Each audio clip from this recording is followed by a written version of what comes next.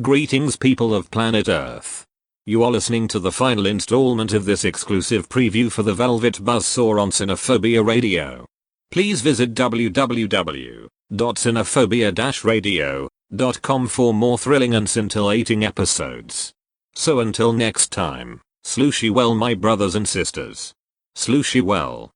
It was locker room talk. But for poor individuals like Amy Goodman from Democracy Now!, this was the moment her mind snapped into irretrievable, irreparable Trump derangement syndrome. Donald Trump has never held elective office. He opened his campaign in 2015 with a speech calling Mexican immigrants criminals and rapists. Trump has proposed banning all Muslims from entering the United States. He openly mocked his opponents, reporters, Asians, African Americans, and the disabled. More than a dozen women have accused Trump of sexual assault, and he was heard in a 2005 videotape boasting about sexually assaulting women. From that moment on, anytime she mentioned Donald Trump, she had to tack on the end of his name some reference to this incident. If Trump said the sky was blue, she'd report it as, "The sky is blue," according to President-elect Donald Trump, the man who recently bragged about sexually assaulting women. She did that time and time again, anytime his name came up. But that doesn't work, you see, because he wasn't bragging about sexually assaulting women. He was engaging in a very particular male activity where when the cameras aren't on, when we think we're alone, as in not mic'd up ready to go on TV, when we think we are in a locker room, or even worse, in the back of a van coming back from a gig in Montreal high on mescaline laced with PCP, we try to shock each other by saying outrageously offensive things that we know we would be crucified for in public if society at large were privy to what we were talking about. But that's the whole thing of the locker room. Society at large isn't. Now, I realize that the claims against Russell Brand are far more serious than the Donald Trump pussy-grabbing audio. But there is a principle where they align, and it's one that we should be mindful of. The reason this didn't land on Trump is that we implicitly know he was correct, that it was just male braggadocio, but that the Democrats were leveraging it for political purposes, disingenuously. And I think the disingenuous nature of the attacks worked against the Democrats in that election. Weirdly, this whole thing actually benefited Donald Trump, because he was now seen to be the victim of what was clearly a malignant alignment of forces designed to disingenuously discredit him by taking something he said out of context and twisting his words in a way that he never intended. And we saw through it. Now, I know in the case of Russell Brand, there are hardcore gibbleheads who will just eat every salacious detail of these allegations up, greedily gobbling them up like cherry-flavoured cum drops from the gods. But for most of his supporters, we've seen this play before. We know the game. We remember what happened to Julian Assange. Hell, we remember what happened to Donald Trump. Not that many of Russell Brand's supporters are fans of Donald Trump. And I speak for a contingent of radical anarchist whack jobs when I say I'm not particularly a fan of Donald Trump, but I certainly had sympathy for him in that context. As inappropriate as the remarks may be, and you can debate about that, it is what it is. And the corporate narrative slant on it was disingenuous. And that's exactly how this looks right now against Russell Brand. This looks disingenuous. They've dipped one too many times into this playbook. I know it's tempting to do it with Russell because he is so promiscuous and he does have this wild past. And no doubt with the police issuing an open invitation for women to come forward, many women are going to come forward. It's a clever move in that sense because in terms of the mainstream culture, which Russell was just barely hanging on by the skin of his teeth, any kind of credibility, any favour that he had in the mainstream, he was barely hanging on by his fingernails, let's face it. Well, they've just kicked him off the ledge. It's checkmate. But for his real supporters, the 6.6 awakening wonders, they're not going to buy it. We don't buy it. Russell doesn't buy it. We don't buy it. A good percentage of many of those women he shagged in those bathrooms don't buy it. We can see what's happening. And I believe that Russell should treat this accordingly. I've received 2 extremely disturbing letters, or a letter and an email, one from a mainstream media TV company, one from a newspaper, listing a litany of extremely egregious and aggressive attacks, as well as some pretty stupid stuff like my community festival should be stopped, that I shouldn't be able to attack mainstream media narratives on this channel. But amidst this litany of astonishing, rather baroque attacks are some very serious allegations that I absolutely refute. These allegations pertain to the time when I was working in the mainstream, when I was in the newspapers all the time, when I was in the movies, and as I've written about extensively in my books, I was very, very promiscuous. Now, during that time of promiscuity, the relationships I had were absolutely always consensual. You see, that's another problem. He's fleshing out their timeline for them, and in fact going really far as to establish his own guilty conscience by talking about how promiscuous he was. This isn't helping him. It's like if Donald Trump came out and said, yeah, you know, back then I was really wild, I was like doing lots of drugs, I was going to lots of parties with supermodels, we were all wasted, one thing led to another, etc., etc., etc., yada, yada, yada. That wouldn't have helped Donald Trump. That would have helped build the case against Donald Trump. So what Russell's doing here is he's providing ammunition for his detractors. Because now they can quote him directly. And all those puritanical anti-sex moral guardians of British society wagging their fingers at him. Yes, but by his own admission he was a promiscuous fiend. A debauched little naughty boy. Who knows what he was doing with them in those bathrooms? I don't think Russell thought that one through very well, do you? I was always transparent about that then, almost too transparent, and I'm being transparent about it now as well. Yes, and one would argue almost too transparent again. And to see that transparency metastasized into something criminal that I absolutely deny makes me question, is there another agenda at play? Particularly when we've seen coordinated media attacks before, like with Joe Rogan when he dared to take a medicine that the mainstream media didn't approve of, and we saw a spate of headlines from media outlets across the world using the same language. I'm aware that you guys have been saying in the comments for a while, watch out Russell, they're coming for you, you're getting too close to the truth, Russell Brand did not kill himself. I know that a year ago there was a spate of articles, Russell Brand's a conspiracy theorist, Russell Brand's right wing. I'm aware of news media making phone calls, sending letters to people I know for ages and ages. It's been clear to me, or at least it feels to me, like there's a serious and concerted agenda to control these kind of spaces and these kind of voices. And I mean my voice along with your voice. So this is good what he's doing there, though. Going right at the agenda, right at the heart of the agenda. The Joe Rogan example is curious because where he should have gone is right at Julian Assange, because that situation perfectly mirrors his. And if you understand Julian Assange and that predicament, then you understand Russell Brand's predicament. It's the exact same tactic. It's tired, it's old, yet effective.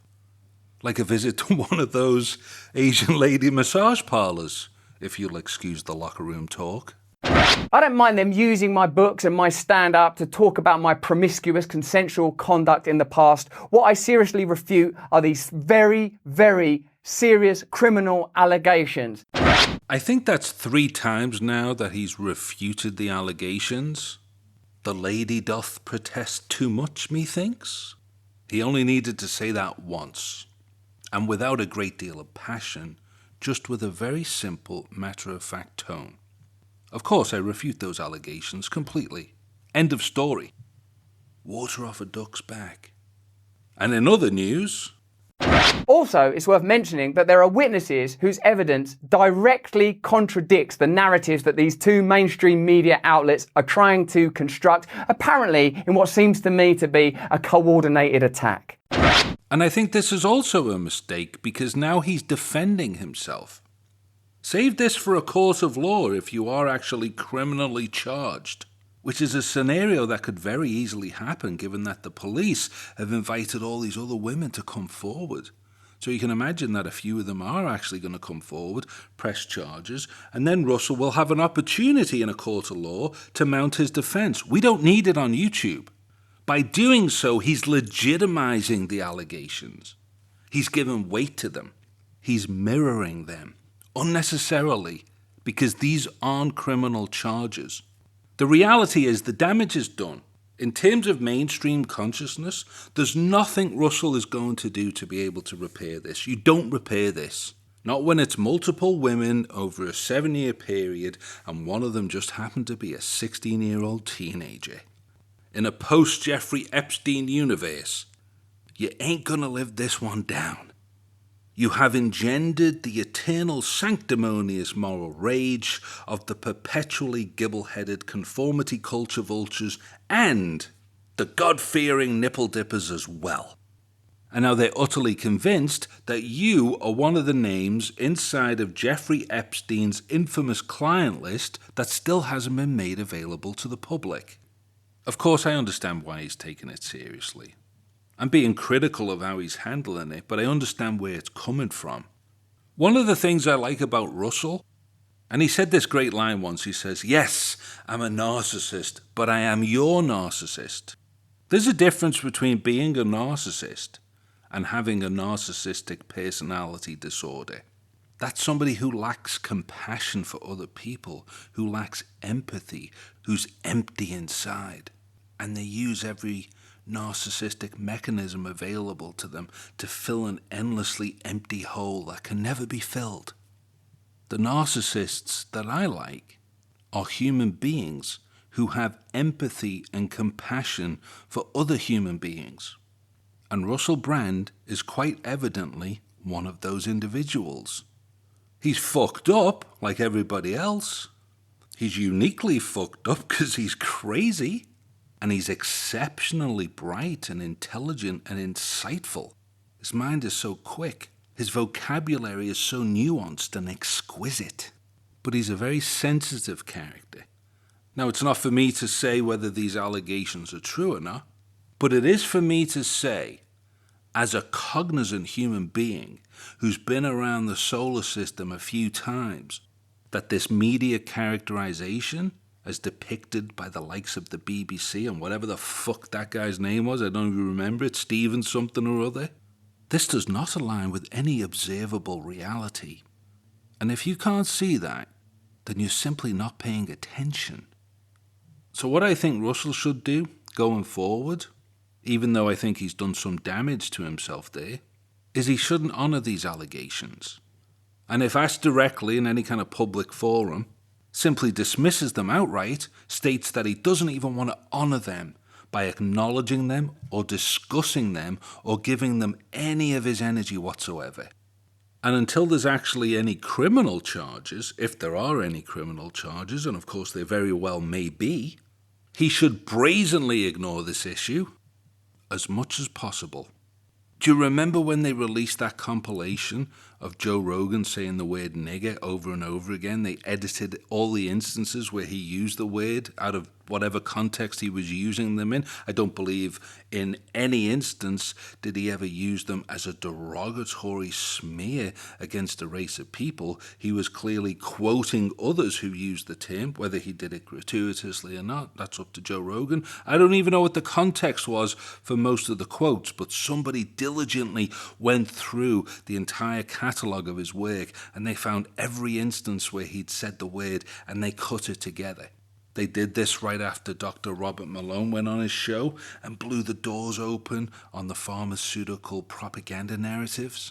Immediately there was this campaign to discredit and smear Joe Rogan. And how did Rogan respond? Hello, friends.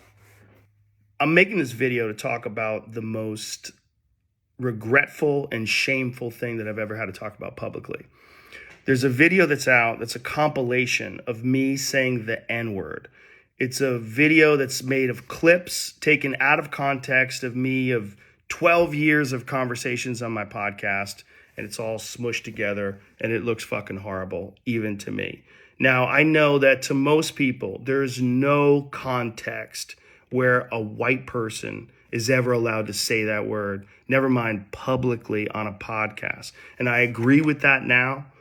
I haven't said it in years, but for a long time, when I would bring that word up, like if it would come up in conversation, instead of saying the N-word, I would just say the word. I thought as long as it was in context, people would understand what I was doing. I never used it to be racist because I'm not racist. But whenever you're in a situation where you have to say, I'm not racist, you fucked up. And I clearly have fucked up. I don't like how he responded. He practically begged for forgiveness. And he learned his lesson, because he never had those guys back on the show, did he? Of course, he's had other dissidents on in the time since, but he was definitely spanked into submission for a little minute there. Because Rogan's not trying to be a radical.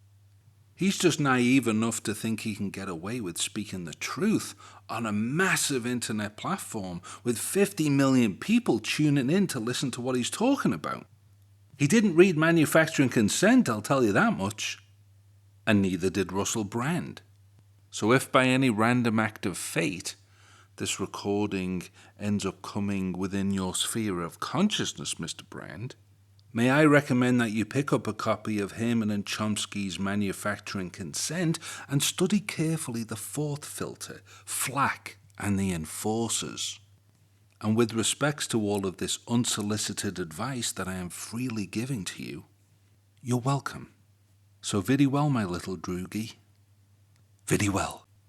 Now, I don't want to get into this any further because of the serious nature of the allegations, but I feel like I'm being attacked, and plainly they are working very closely together. We are obviously going to look into this matter because it's very, very serious. In the meantime, I want you to stay close, stay awake, but more important than any of that, if you can, please stay free.